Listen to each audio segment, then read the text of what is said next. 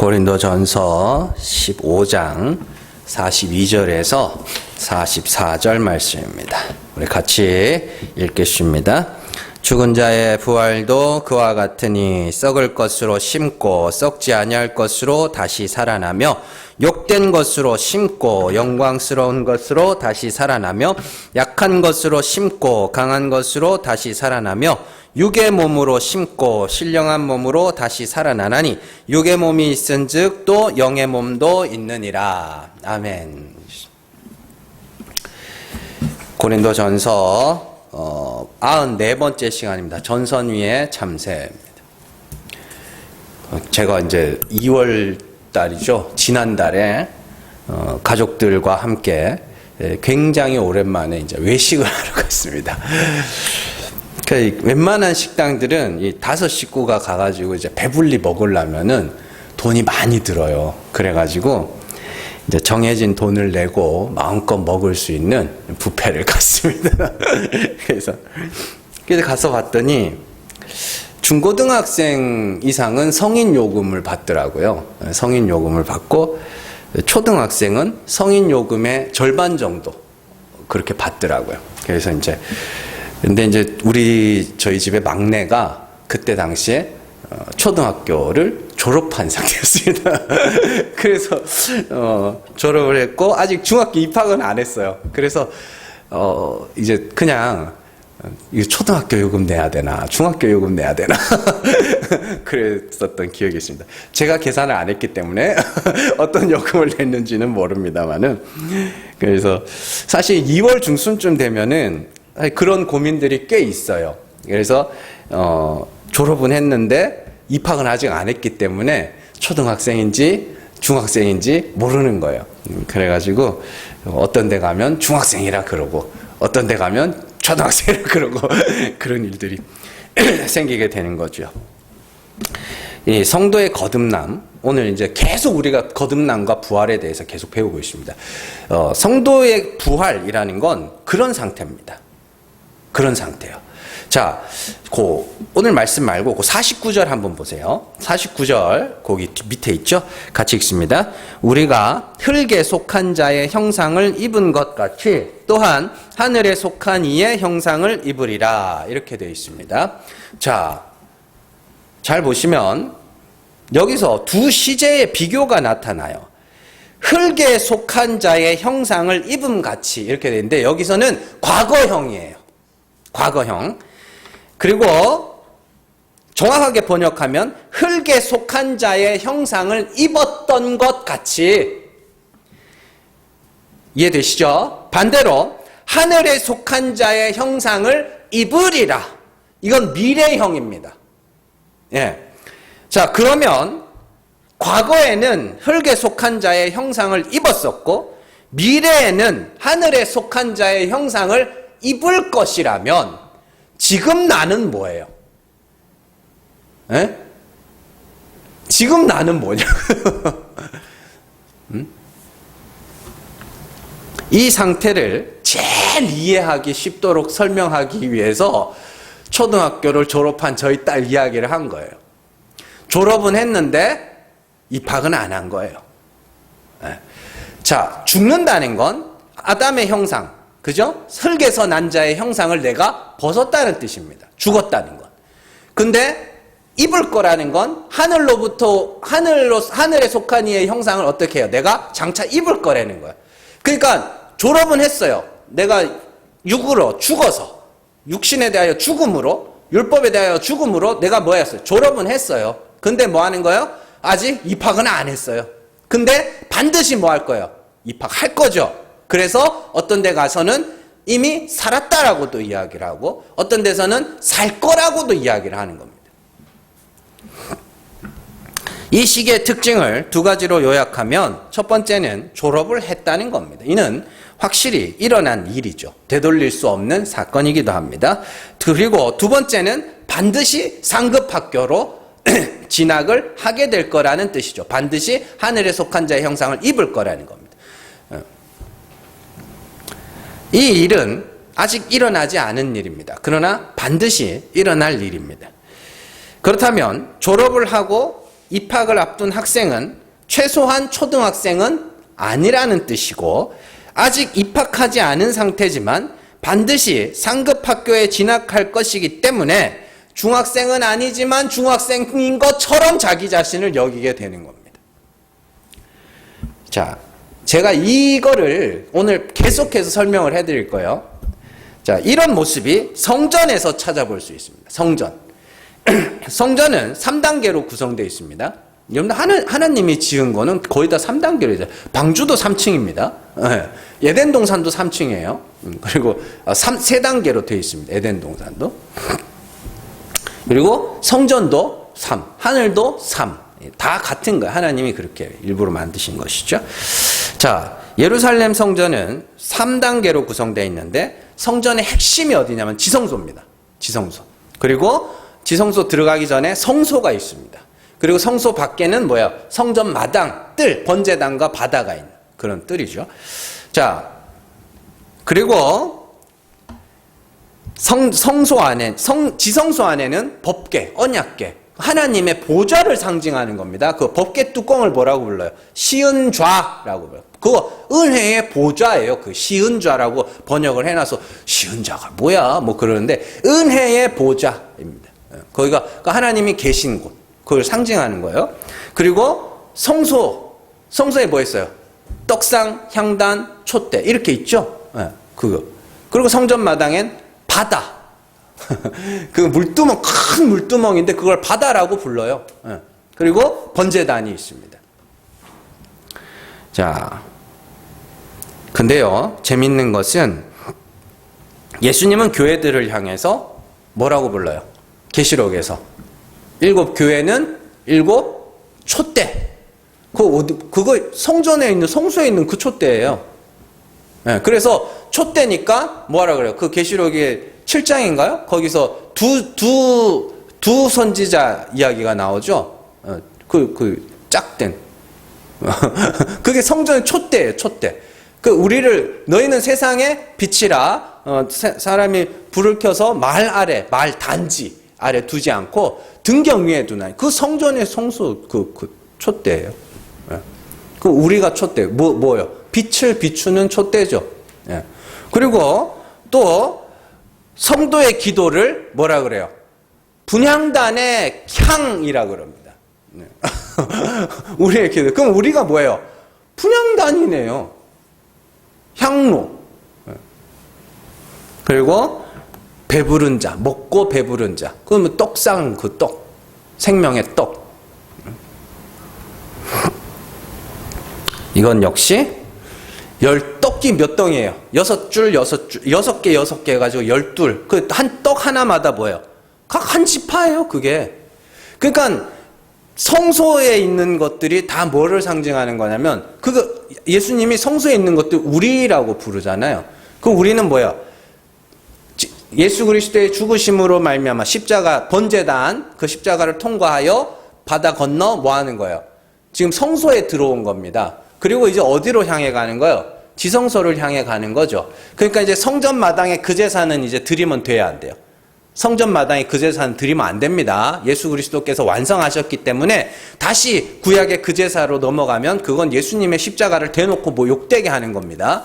그러니까 우리는 지금 어디에 있는 거냐면 성소에 있는 거예요. 성소에. 어디를 향해서 가는? 지성소를 향해서 가는. 자, 그래서 성전 마당이 땅이고 하나님 계신 지성소가 3층 천이라면 우리는 그 중간에 있는 거예요. 이해되시죠? 첫 창조로 설명을 해드릴까요? 첫 창조 둘째 날에 뭐 하셨어요? 아랫물과 윗물로 나누시죠. 그 윗물은 유리바다라고 부릅니다. 아랫물은 바다라고 부르고. 유리바다는 유리가 있다는 게 아닙니다. 자, 어쨌든. 그리고 그 사이를 뭐라고 불러요? 궁창이라고 부르죠. 그 궁창을 나는 건 뭐예요? 새. 우리는 뭐예요? 새. 그 이야기예요, 진짜로. 그 이야기예요. 어디로 향해 가는? 윗물, 유리바다. 하나님의 보좌 앞, 거기에 유리바다거든요. 아랫물에 속했던 자들이 이제 그 아랫물에서 죽고 궁창을 지나 뭐 하는 거예요? 예, 유리바다로 가는 거예요. 윗물로. 이거 그냥 제가 지어낸 이야기가 아니라 성경에 나온 이야기예요.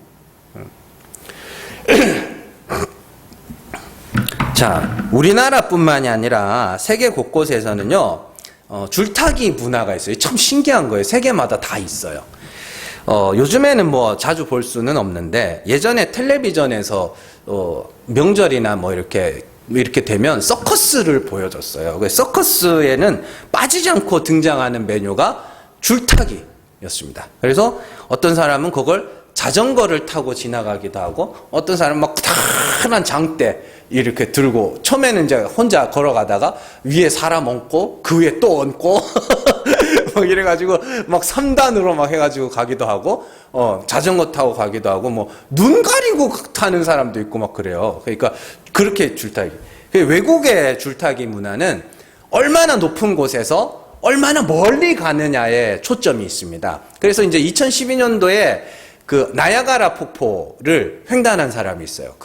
2012년에 그게 진짜 수십만 명이 그걸 직접 봤어요. 그래서 와, 이거 진짜 가긴 가더라고요. 이렇게 가기도 하고 그랬는데, 근데 우리나라 줄타기 문화는 조금 달라요. 우리나라 줄타기 문화는 어떻게 보면 더 위험한 것 같기도 하고 어떻게 보면 더 안전하기도 합니다. 우리나라의 줄타기는 막 수십 메타에 이렇게 매달지 않죠. 그래서 한 2m, 3m 요 정도 줄타기인데, 근데 여기서 뭐예요? 놀아요. 그죠? 제조를 부립니다. 그래서 막 뛰어요. 막 뛰고, 그죠? 얼마나 높이 뛰느냐? 얼마나 막 거기서 제조를 잘 부리느냐? 이런 줄타기 문화죠. 그래서 요즘에 없어졌나? 요즘에 그 줄타기 하는 사람 한 번도 못 본 것 같아요. 한번 유튜브에 찾아봐야 되겠다. 성도는요, 이 줄타기 위에 고개사들과 같은 사람입니다. 땅에서는 죽었어요. 근데 이제 아직까지 하늘로 승천은 못했어요. 그러니까 중간에 뭐 하는 거요? 거기 걸쳐 있는 거.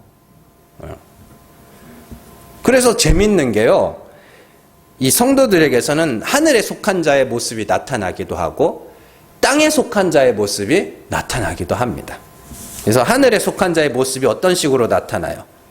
내가 죄인이면 너무 잘 알고 예수 그리스도로 말미암아 죄 사함 받은 자임을 너무 잘 알기 때문에 어떻게 해요? 하나님 아들을 내어주신 그 하나님의 사랑을 찬송하고 감사하고, 또 서로 상하지 않고 해하지 않고 서로 차별하지 않는 그런 천국에서의, 그러니까 한마디로 천국인의 삶, 천국 백성의 모습이 나타나기도 하고, 때로는 땅에 속한 자의 모습처럼 율법 아래에서 나의 의로움을 자랑하고, 막 누구한테 자랑한다는 게 아닙니다. 자랑으로 갖고 있는 거예요. 그리고 다른 사람들보다 나은 나를 보면서 뿌듯해하고, 나보다 못나 보이는 사람을 보면서 무시하기도 하고, 그런 모습이 나타나기도 하는 거예요. 우리 안에서 그 모습이 동시에 나타나는 겁니다.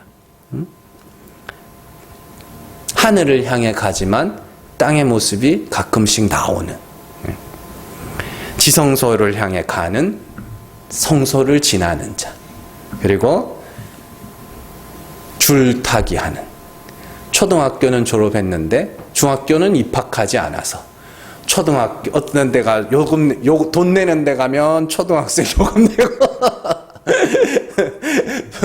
놀이공원 가가지고 뭐 타는데 중학생 이상 타야 된다 그러면 중학생인 것처럼 하고 요런 모습들이 우리 성도의 모습입니다.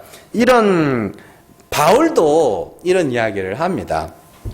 빌립보서 3장 10절에서 12절 말씀 같이 읽습니다. 내가 그리스도와 그 부활의 권능과 그 고난의 참여함을 알고자 하여 그의 죽으심을 본받아 어떻게 해서든지 죽은 자 가운데서 부활에 이르려 하노니, 내가 이미 얻었다 함도 아니요 온전히 이루었다 함도 아니라 오직 내가 그리스도 예수께 잡힌 바 된 그것을 잡으려고 달려가노라. 아멘. 사도 바울은 예수 그리스도의 부활과 권능에 참여하기 위하여 그의 죽으심과 같은 죽음을 죽는 거예요. 그의 죽으심을 본받아 죽는다는 이야기입니다.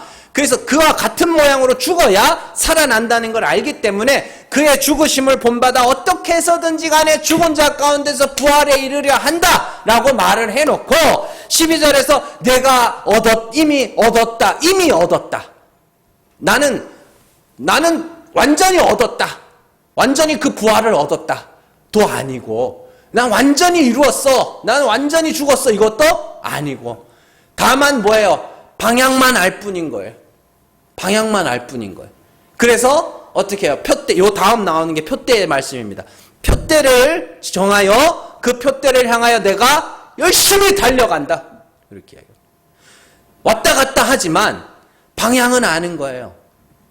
우리나라가 IMF도 지났고, 그죠? 미국발 금융위기도 지났고, 그랬잖아요. 뉴스 보면 맨날 불경기고, 오늘도 봤더니, 이거 뭐지? 이거 집계한 이래 최대 불경기래나? 그런데 막 이렇게 하면서도 계속 성장해 왔다니까요. 이렇게 방향은 안 되니까요. 하루하루는 내려갔다가 올라갔다가 하지만 방향은 알기 때문에 계속 왔다니까요. 그러니까 우리가 그런 거예요. 아니, 저희 딸내미가 중학교 이제 입학식을 하고 나서 제가 이제 아침에 저희 사모님을 이제 천호역에까지 모셔다 드리고 이제 집으로 갔습니다. 차를 타고 이렇게 쭉 가는데 참 저희 둘째하고 셋째가 이제 보기가 좋더라고요. 늘 같이 가요. 네, 같이 가는데 이렇게 둘이 이렇게 쭉 나오더니 딸내미가 그 초등학교 가는 길로 이렇게 이렇게 가더니 이렇게 가는 거예요. 그러더니 이 둘째 놈이 이렇게 가다가 야, 너 어디 가? 그래서 틱틱 따라가는 거예요. 이게 중요한 겁니다. 아직까지 초등학교 가던 버릇이 남아 있어가지고 교복도 입고 가방도 중학교 이렇게 해가지고 다 준비를 다 해가지고는 초등학교 쪽으로 가는 거예요. 이렇게 그렇지만 방향은 알잖아요. 자기가 가야 되는 목적지는 알잖아요. 그러니까 곧바로 돌아서서 이러고 곧바로 돌아서서 가는 거 아닙니까? 우리 죽었지만 아직 덜 산지 않은 우리 삶이 그렇다고요. 중간에 껴가지고 이랬다가 저랬다가. 근데 여러분들이 늘 말씀드리지만 방향은 아셔야 된다고요. 방향은. 사도 바울도 그 갈등 속에 살았던 사람입니다. 로마서 7장 21절에서 23절 말씀 같이 읽습니다. 그러므로 내가 한 법을 깨달았노니 곧 선을 행하기 원하는 나에게 악이 함께 있는 것이로다. 내 속사람으로는 하나님의 법을 즐거워하되 내 지체 속에서 한 다른 법이 내 마음의 법과 싸워 내 지체 속에 있는 죄의 법으로 나를 사로잡는 것을 보는도다. 아멘. 자, 21절 선을 행하는 것과 악을 행하는 것이 나오죠. 이거 오늘 새벽에 했던 거네. 선이 뭐예요? 선. 착하게 사는 거. 선이라는 건 원래 목적대로 쓰는 겁니다. 예. 원래 목적대로. 악은 뭐예요? 영리로 쓰는 겁니다. 예. 이해되시죠? 그래서 자, 한 법이 있는데 율법이라는 그 하나의 법이 있는데 그걸 선으로 행하면 어떻게 돼요? 22절 속사람으로는 하나님의 법을 즐거워하되. 이게 뭐예요? 선이. 하나님의 법이 뭔데요? 그 죄로 죽고 내가 율법으로 죄를 알고 그 죄로 하나님의 긍휼을 구하면 그게 하나님의 법입니다. 속사람은 하나님의 법을 즐거워하는데 내 지체 속에 한 다른 법이 있더라는 거예요. 그건 뭐예요? 그래서 선을 행하기 원하는 나에게 악이 함께 있다라고 이야기를 하는 겁니다. 죄의 법이 뭐예요? 그걸로 열심히 율법 열심히 지켜서 그걸로 뭐 하는 거예요? 내가 의롭다. 난 의로워. 그러고 다른 사람들 보고 막 함부로 정죄하고 비판하고 막 그러는 거 있죠? 예, 그 법이 내 안에 둘 다 있어요. 그 갈등이에요, 그게. 분명히 나는 율법에 대하여 죽었는데 여전히 내 지체 속에 한 다른 법이 계속해서 하나님의 법과 싸우더라는 거예요. 그 버릇이, 그 습관이 없어지질 않더라는 거예요.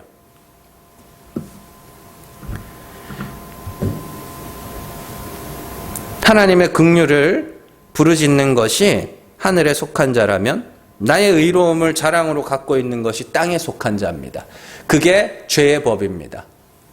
자, 이스라엘 백성들이 출애굽했어요. 광야로 넘어왔어요. 광야에서 뭐 했어요? 자기들이 가야 할 곳이 가나안이라는 건 알았어요. 근데 뭔 일만 생겼다 하면 뭐요? 애굽에 있었으면 하죠. 예, 그게 우리라니까요. 광야라는 건 하나님이 광야의 과정을 통과하게 하신 이유가 있지 않겠습니까? 광야는 무작정 힘든 곳, 이게 아니에요. 뭐 가지고 살기가 얼마나 힘듭니까? 광야 같은 이 세상. 요즘에는 사람들이 살기가 편해가지고 광야라 그러면 듣지도 않아요. 그냥 괜히 교회 오면 막 목사님이 세상살이가 힘들다 그러니까 왠지 힘든 척 해줘야 되는 것 같고, 잘 사는 사람들은 다 잘 살아요. 그렇지 않습니까? 광야라는 건 하나님의 훈련 장소입니다. 애굽의 습관을 제거하고 천국에 가나안에 합당한 자로 만들어서 들어가게 하는 그 훈련 장소. 우리 이 성도를 교회를 광야라고 하는 이유는 그거 배우는 곳이기 때문입니다. 그러니까 사도 바울 안에 죄의 법에 대한 습성과 하나님의 법에 대한 그 즐거움이 같이 공존하고 있는 거예요. 근데 바울이 뭐라 그러냐면 이 뒤에 말씀, 내가 그리스도로 말미암아 감사하노라, 이렇게 이야기를 합니다. 왜 저 감사할 것 같아요? 예수가 적어도 내가 어디로 가야 할지는 예수님이 알게 하셨거든요. 그러잖아요. 그래서 여전히 내 마음에는 죄의 법과 하나님의 법이 동시에 있음에도 불구하고 예수님이 어디로 가는지는 알게 해주셨으니까 다행이다. 그래요. 갈라디아서에서는 이런 갈등을 육신의 정욕과 성령의 인도하심으로 표현을 하죠. 그래서 두 법의 갈등, 육신의 정욕과 성령의 인도하심 사이의 갈등 속에서도 하나님이 죽은 자를 살리시는 분이심을 예수 그리스도의 죽음과 부활을 통해서 알게 되었기 때문에 흔들리더라도 왔다 갔다 할지라도 어떻게 해요? 방향은 내가 알고 있다. 그래서 로마서 7장 말미에서 내가 예수 그리스도로 말미암아 감사하노라, 이렇게 이야기를 하는 겁니다. 왜냐하면 예수님이 어떤 방향으로 가야 구원에 이를 수 있는지를 미리 걸어가심으로 보여주셨기 때문이죠. 빌립보서에서는 표대를 향하여 달려간다고 이야기를 하는 것이죠. 자, 그 표대가 어디예요? 십자가입니다. 십자가로 가서 죽어야 사는 것이죠. 자, 히브리서 12장 2절 같이 읽습니다. 믿음의 주여 또 온전케 하시는 이인 예수를 바라보자. 그는 그 앞에 있는 기쁨을 위하여 십자가를 참으사 부끄러움을 개의치 아니하시더니 하나님의 보좌 우편에 앉으셨느니라. 아멘. 자, 믿음의 주여 온전케 하시는 이인 예수를 바라보자. 예수를 보재요. 예수를 보자. 뭘 보자? 자, 그 앞에 있는 기쁨. 그 앞에 있는 기쁨이 뭐예요? 뒤에 나오는 하나님 보좌 우편에 앉는 게 그 앞에 있는 기쁨입니다. 이해되시죠? 그걸 위하여 뭐를? 십자가를 참으사 부끄러움을 개의치 않으셨다. 왜요? 그걸 통과해야 아버지 보좌 우편에 간다는 걸 알 수 있기 때문에, 알고 계셨기 때문에 십자가를 통과하시고 그 부끄러움을 개의치 않으시고, 십자가를 왜 부끄럽다 그런지를 아셔야 됩니다. 거기서 내 죄인으로 죽으신 거예요. 죄가 없으신 분인데 죄인으로 죽으셨다고요. 그래서 십자가라는 부끄러움을 개의치 않으시고 죽으시자 보좌 우편에 올라가셨습니다. 그러니까 뭐하죠? 히브리서 기자가 예수를 바라보자.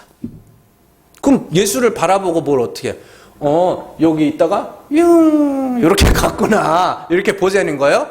아니죠. 그가 가신 길로 우리가 걸어가야 돼. 네, 그 이야기입니다.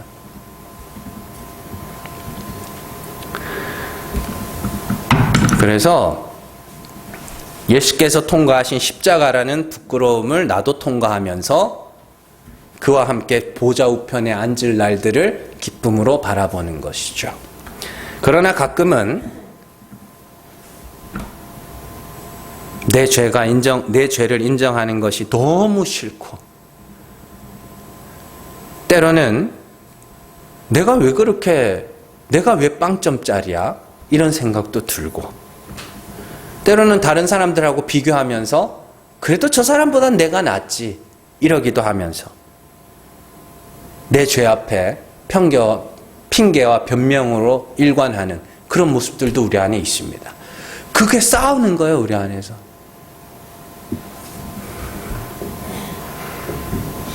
자, 그럼에도 불구하고 늘 계속 말씀드리지만 방향은 안 되는 겁니다. 방향은.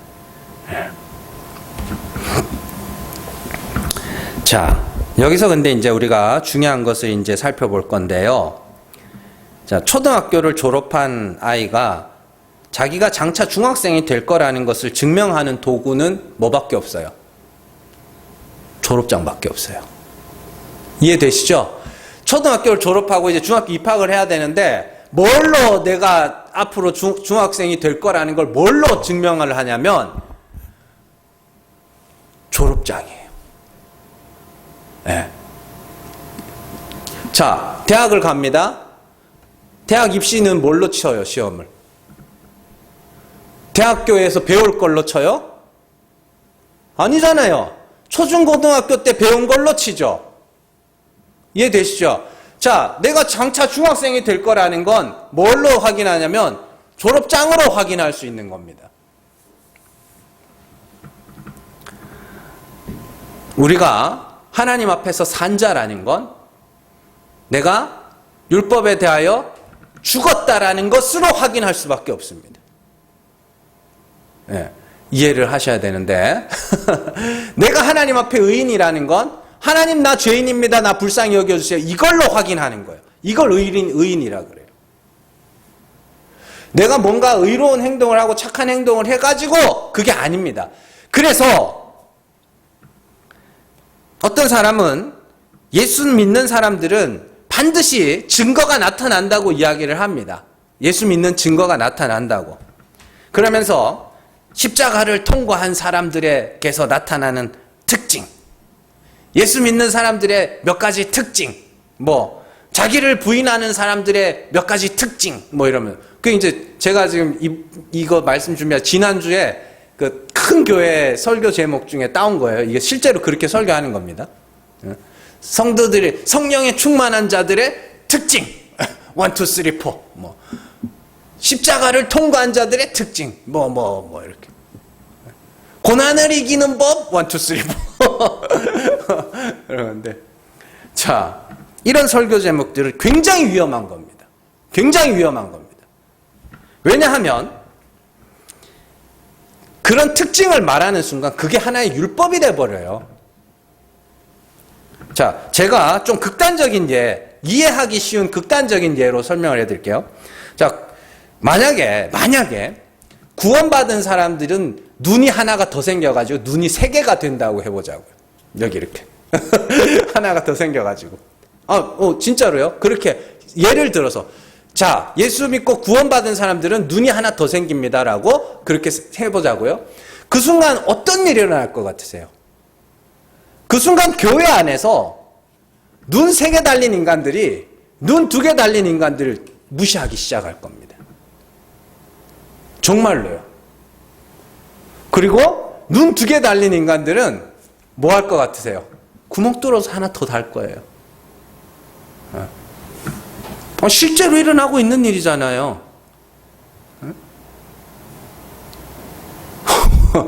그래서 여러분들 사람이 가진 능력 중에 하나가 뭐냐면 보이는 건 그대로 만들어냅니다.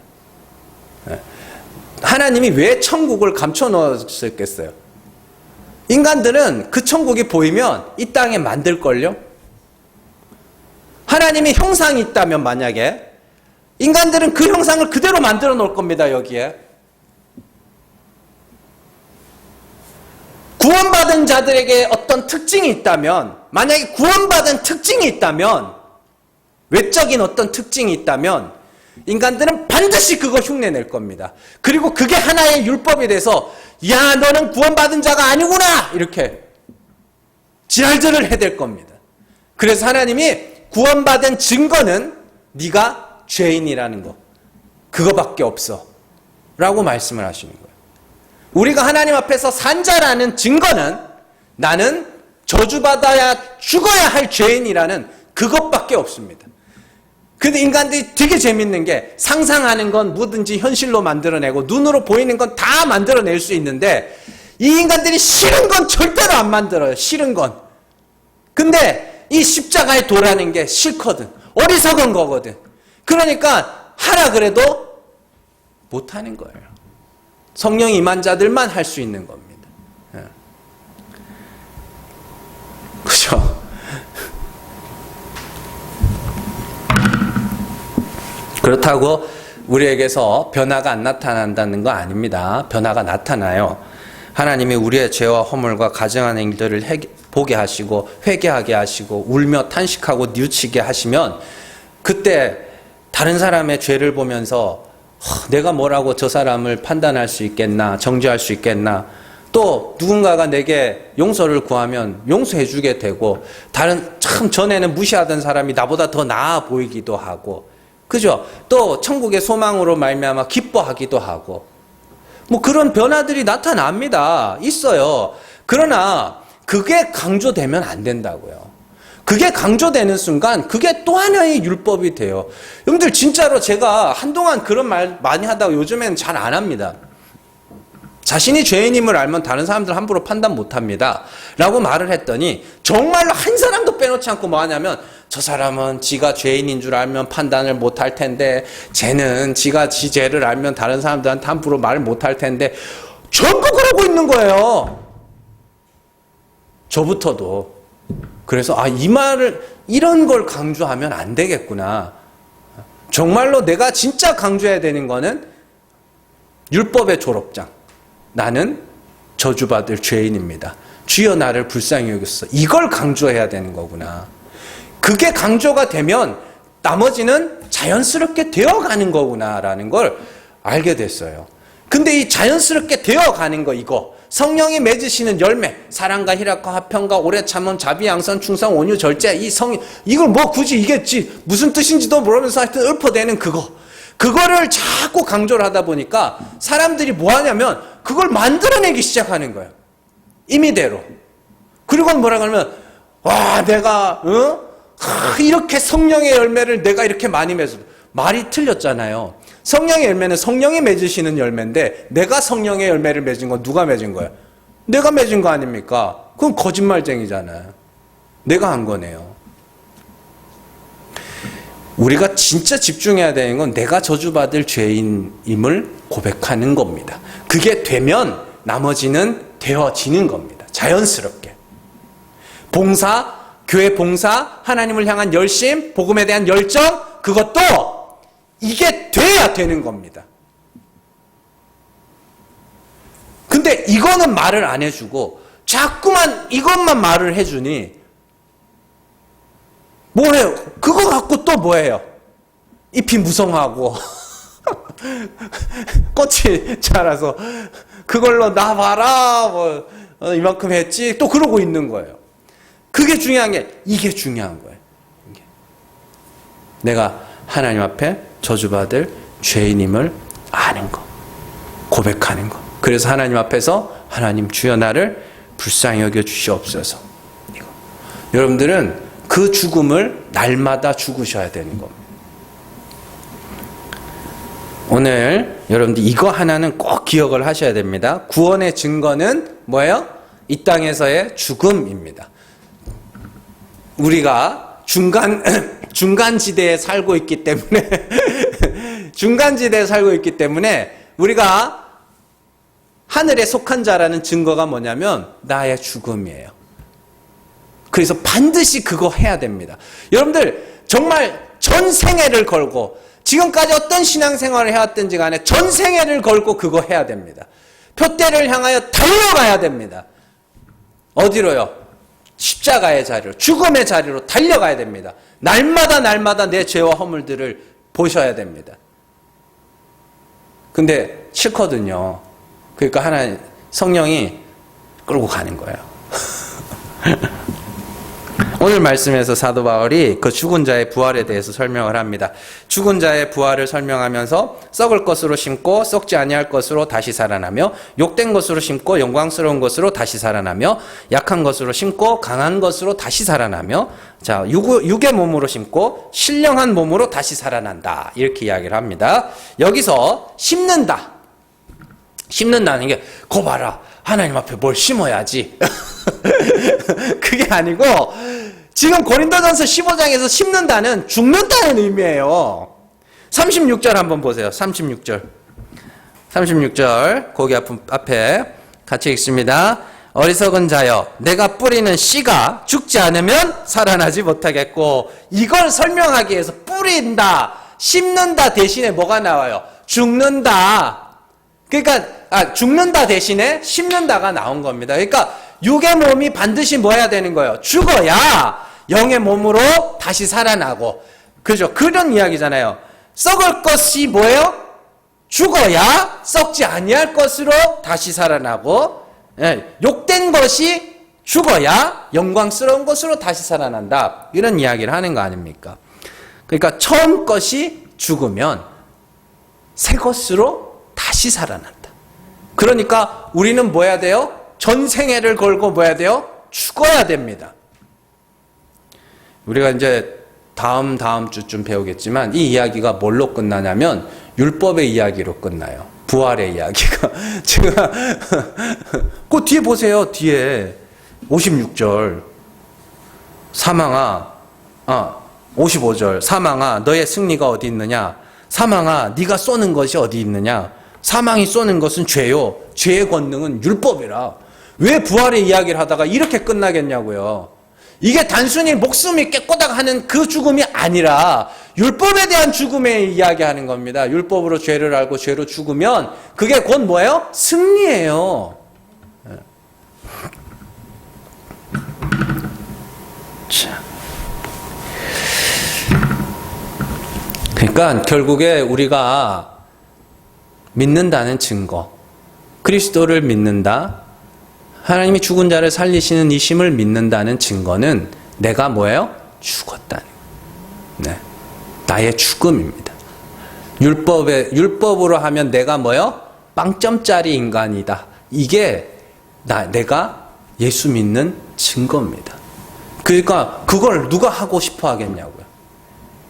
안 하고 싶어 하지. 그래서 성령이 아니면 예수를 주라 할 수가 없고, 성령 받은 자들은 예수를 저주할 자라 하지 않고 내가 저주받을 자라고 이야기를 한다고 하는 거예요. 여러분들, 약할 때 강함이 되신다는 것은 우리의 약함이 하나님의 강하게 하심을 아는 유일한 방법이라는 뜻입니다. 가난한 자를 부욕해 하시는 하나님이면 나의 가난함이 하나님의 부욕해 하심을 알 수 있는 유일한 방법이라는 뜻이죠. 낮은 자를 높이시는 하나님이면 나의 낮아짐이 하나님의 높이심을 알 수 있는 유일한 방법인 것이죠. 자, 그런데 사람들은 낮아지고 가난해지고 약하여지면 싫어합니다. 그걸 싫어해요. 근데 성도는 그게 곧 뭐예요? 그게 강하여지고 부하여지고 높아지는 길임을 알아요. 자, 어떤 사람이 저기 아파트 한 15층쯤에 그 난간에 이렇게 매달려 있었어요. 그럼 이제 난간에 매달렸으니까 이제 어떻게 해야 돼요? 이거 놓치면 뭐예요? 놓치면 죽죠. 놓치면 죽으니까 꽉 쥐고 있어요. 그러니까 막 발발발 떠는, 너 이제 나 죽는다, 놓치면 죽는다고 막 그러고 있어요. 다른 사람들도 보면서 뭐예요? 그거 죽는다, 너무 죽는다, 놓지 마라 그러겠죠. 근데 이제 소방관이 왔어요. 소방차가 윙 와가지고 저 바닥에다가 에어 쿠션이라 그래요. 그걸 이따시만한 바람 넣어가지고 풍선 이따 큰 풍선 설치를 했어요. 그러면 이제 그 아파트 15층 난간에 매달려 있던 사람이, 예? 뭐 해야 돼요? 놔야 살죠. 놓으면서 뭐라 그러겠어요? 떨어지는데 다른 사람들이 보면 놓는 순간 죽는 거거든요. 다른 사람들이 딱 놨는데 다른 사람 야 저거 죽었다 이러는데 떨어지는 사람은 뭐라 그랬어요? 야 이거 이제 살았다. 그러고 떨어진다고요. 그게 복음이에요. 하나님은 우리가 이렇게 한 14층, 13층 이렇게 있을 때 이렇게 건져주시지 않아요. 저기 밑에서 받으려고 기다리고 계시는데, 떨어지면 죽는다고 그러는 거예요. 다 온 세상이 그거 놓으면 죽는다. 그거 놓으면 죽는다. 죄 지으면 죽는다. 너 죄 지으면 큰일 난다. 세상 어딜 가도 그 소리해. 교회 와도 그 소리를 해. 교회에서 외쳐져야 되는 소리는 죄를 인정해. 그리고 죽어. 에어쿠션 설치한 소방관이 하는 소리는 뭐예요? 놓으세요, 이제 놓으세요. 근데 밑에 에어쿠션이 깔려 있는 줄 몰라, 사람들이. 그러니까 뭐예요? 놓으면 안 돼, 놓으면 안 돼. 하나님을 모르니까, 하나님이 어떤 분이신지 모르고, 하나님이 우리를 구원하셔서 하나님 보좌 우편에 하나님과 동등된 자리에 앉히시는 그 목적을 모르니까, 놓으면 안 된다. 맨날 놓으면 안 된다. 놓으면 안 된다. 힘들어 죽겠는데 놓으면 안 된다. 놓으면 안 된다 하는 거예요. 근데 아는 사람이 있어요. 놓으세요. 놓으세요. 아유 그만 좀 놓으세요. 안 힘드세요? 놓으세요. 놓고 하나님의 긍휼 앞에 엎드리세요. 죽으세요. 그러면 살아요. 그게 진리를 아는 성도들입니다. 그러면 우리의 신앙생활이 그렇게 힘들지 않아요. 버겁지 않아요. 교회 가는 발걸음이 무겁지 않다고요. 정말로 진짜 까탈스러운 인간들 있잖아요. 까탈스러운 인간들, 저 같은 인간들은 사람 숨 막히게 만들거든요. 다 마음에 안 들어. 집에 가면은 애들이 나름대로 치워요. 나름대로. 마음에 안 들어. 아버지 왔다 그러면 초긴장. 이거 좀 안 해야 되는데, 이게 안 하려고 그러고 있어요. 너무. 근데 까탈스러운 사람 만나면 세상 그 앞에 가면 맨날 긴장 상태. 여러분들 교회 나올 때 그러시면 안 됩니다. 아직까지 14층, 15층 매달려 있으면 안 돼요. 놓으셔야 돼요. 놓고 와서 성도들끼리 믿는 사람이 이래야지 목사가 사람이 어떻게 그런 소리 하면은 그냥 마음 편안하게 난 하나님이 불쌍히 여겨주셔야 돼. 나 죄인이에요. 나 하나님이 불쌍히 여겨주셔야 돼. 내가 죄인이라는 그 율법의 졸업장, 나 그거 하나 갖고 있다고. 그게 내가 천국에 가는 입학 증서라고. 그거 내밀어야 되는 거예요. 잘 기억하시고, 죽고, 가난해지고, 약해지는 것. 그래서 하나님이 불쌍히 여기셔야만 구원에 이를 수 있다는 걸 내가 하루하루 알아가는 것. 그게 사는 길입니다. 죽음을 통해서 하나님의 다시 살리심을 확인하면서 살아가는 여러분들 되시기를 주님의 이름으로 축원합니다. 기도하겠습니다.